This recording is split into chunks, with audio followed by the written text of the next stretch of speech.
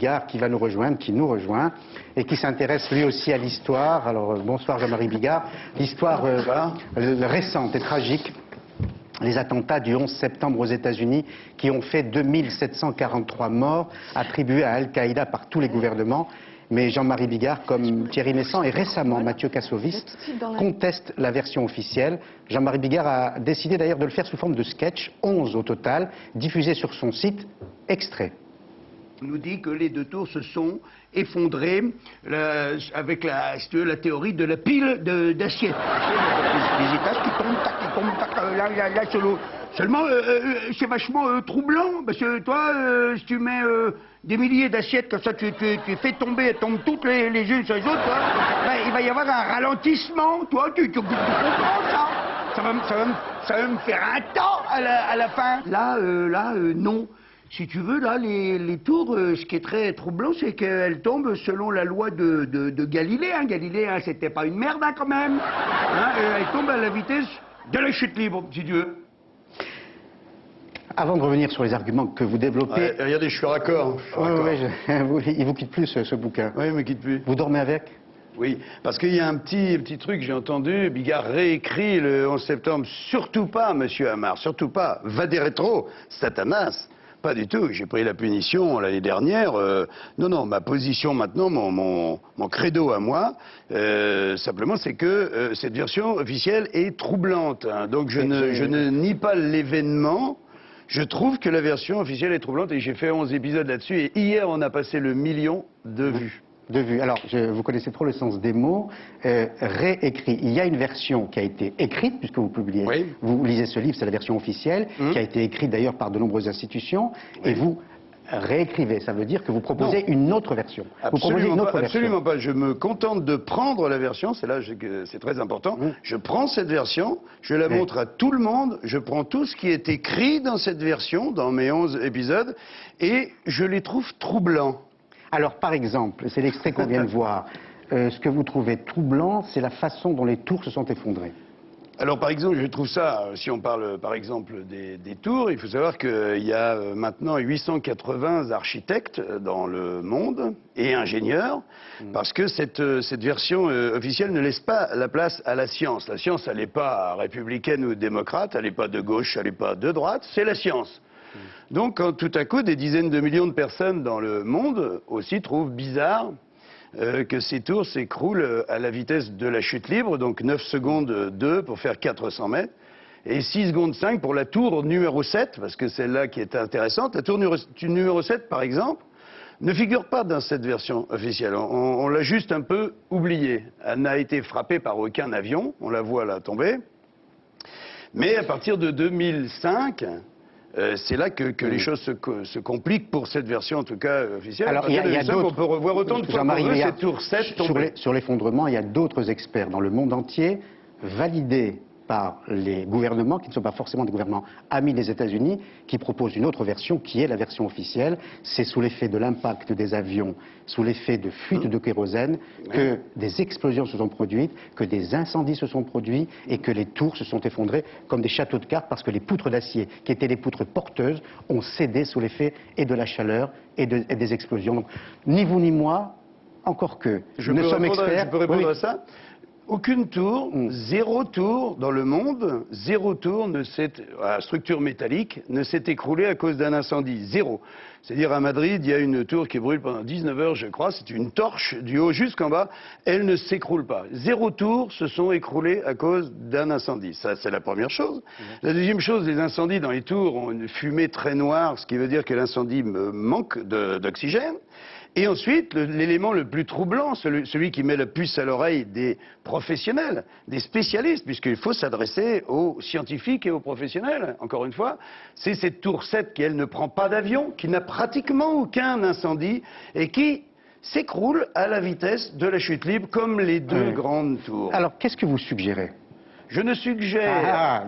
Je ne suggère... Qu'est-ce que vous suggérez? Rien du tout, monsieur Amar. Allez jusqu'au bout de votre pensée, Jean-Marie Bigard. Jusqu'au bout de ma pensée, je suggère que je ne sois pas tout seul, et avec maintenant Mathieu Kassovitz, oui. que je ne devais jamais rencontrer de ma vie. Mathieu Kassovitz, c'est quand même extraordinaire. Et nous sommes d'accord en tout point. Il y a une dizaine de jours, il a parlé avec énormément d'élégance de tous les doutes qu'il avait sur le 11 septembre. Oui. Et je tiens à dire que lui aussi, tout à coup, s'est fait traiter de négationniste, Oui, c'est vrai. révisionniste et forisson. Il a même eu forisson en plus. Il a d'ailleurs porté plainte contre les journaux. Et il a porté plainte. Donc moi, ma question un petit peu aujourd'hui, on parlera aussi, on peut parler du fond autant de fois qu'on veut, mais ma question aujourd'hui, c'est de savoir si en France, dans le pays des droits de l'homme et dans le pays de la liberté, notamment d'expression, est-ce qu'on a le droit de critiquer ou de trouver troublante cette version officielle sans être traité de négationniste et de révisionniste? C'est ça ma grande question. Vous avez ce droit et vous avez la réponse à cette question parce que vous êtes là sur le plateau en train de vous exprimer. Simplement, quand vous écrivez une histoire qui fait rire tout votre public, il y a un début, il y a un milieu et il y a une fin. Vous allez jusqu'au bout, ce qu'on appelle dans notre jargon, peut-être le vôtre, la chute de l'histoire. Là, vous écrivez un début d'histoire, vous dites « je suis troublé », mais vous n'allez pas jusqu'au bout de l'histoire. Quand vous dites « je suis troublé par le fait que les tours se soient effondrées de cette façon », ça veut dire que ce n'est pas nécessairement l'avion qui a fait l'impact. Qu'est-ce que vous suggérez? Vous n'allez pas jusqu'au bout de votre pensée. Ce que je suggère, c'est de faire... j'y vais à fond, je dis à tout le monde, lisez, parce que le grand problème, c'est que cette version est sortie le 22 juillet 2004. Et en fait, personne ne l'a lu. Est-ce que vous l'avez lu, vous, Paul Amar? Moi, j'ai pas lu ce livre, mais j'ai lu énormément d'enquêtes, et notamment l'étude de Rue 89, un site d'info, qui n'est absolument pas suspect de bienveillance à l'égard des États-Unis, et qui a fait une enquête remarquable sur ces tours. Alors, je vais vous aider peut-être à exprimer le fond de votre pensée, parce que je peux l'imaginer. Ça m'étonnerait. Je vais vous aider. Si c'est pas l'avion qui a provoqué l'effondrement de la tour, est-ce que ça voudrait dire, à vos yeux, que des explosifs auraient pu être installés dans la tour avant et que des comploteurs auraient procédé à une démolition contrôlée, prévue, anticipée, en faisant croire que c'est l'avion? Est-ce que c'est le fond de votre pensée? Le fond de ma pensée, c'est que l'écroulement à la vitesse de la chute libre me semble extrêmement troublant, et l'effondrement de la tour 7, qui donc, on élimine l'avion puisqu'il n'y a pas d'avion, est extrêmement troublant aussi. Ce que je trouve troublant aussi, c'est que puisqu'on n'a pas laissé la parole à la science, encore une fois, c'est la science qui doit décider. Non, il y a science contre science, Par exemple, il y a un mec qui s'appelle Niels Harrit, on peut le voir sur le site internet, il a fait une étude avec 9 scientifiques. Ils ont étudié, ils ont retrouvé dans les poussières du World Trade Center ce qu'on peut faire encore maintenant. On peut aller à l'endroit où tout a été enterré et on pourrait retrouver encore des traces de nanothermite, c'est-à-dire que c'est un explosif militaire super puissant. Et ce monsieur, donc Niels Harrit, c'est un Danois, et il dit tout simplement, voilà, moi quand j'ai regardé les tours s'écrouler, j'ai vu le nuage de poussière, j'ai apprécié un certain nombre de choses, on s'est penché sur le sujet. On a ramassé de la poussière et dans cette poussière, on a trouvé en grande quantité de la nanothermite qui n'a rien à faire là. Donc ça, par exemple, ça augmente simplement mon doute et lui se dit, comme moi je me dis, comme Mathieu Kassovitz se dit, je suis pour la réouverture d'une enquête et à ce moment-là, on se servira de ce dossier scientifique qui dit, ben voilà, nous avons travaillé 18 mois pour faire cette enquête, et voilà, elle servira à la nouvelle enquête, si un jour il y a une nouvelle enquête. Pardonnez-moi, mais il y a d'autres scientifiques qui ont fait allusion effectivement à ce thermate, qui est une substance d'un explosif.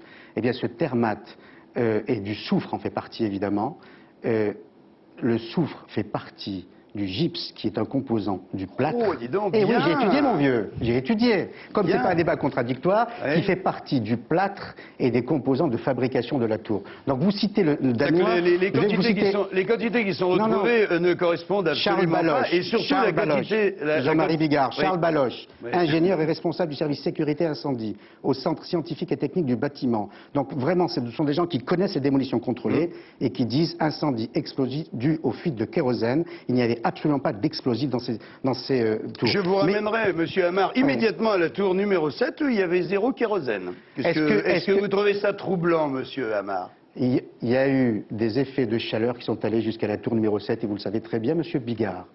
Pour en revenir à votre pensée, allez jusqu'au bout de votre pensée. Si vous suggérez que c'est pas l'impact, si vous suggérez qu'il y a des explosifs, est-ce que les Américains auraient fait tuer 2743 personnes? Je ne peux, vous ne m'emmènerez jamais sur ce terrain, puisque le terrain est tellement difficile. Si jamais, par exemple, la télévision française, et je mets au défi la télévision française d'organiser un débat. S'il y avait un débat qui était organisé avec, d'un côté, les scientifiques dont vous me parlez, qui voudraient défendre cette version officielle, hein, bon courage, et de l'autre côté, des gens d'autres